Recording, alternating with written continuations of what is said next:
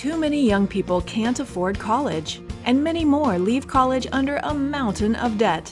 Here are 5 ways to plan for a debt-free education.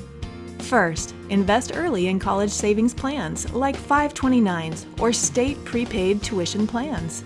Parents and grandparents can participate. Second, avoid loans if possible.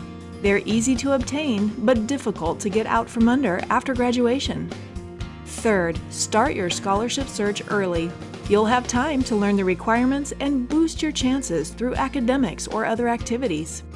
Fourth, dual enroll or take advanced placement courses in high school. You'll get college credits for free or a very low cost. Fifth, stay local. Attend a state community college and then transfer.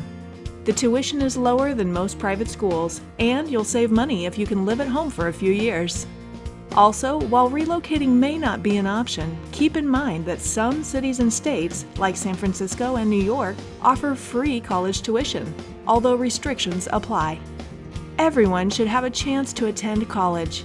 To find out more about how to fund a college education, give us a call or visit our website today.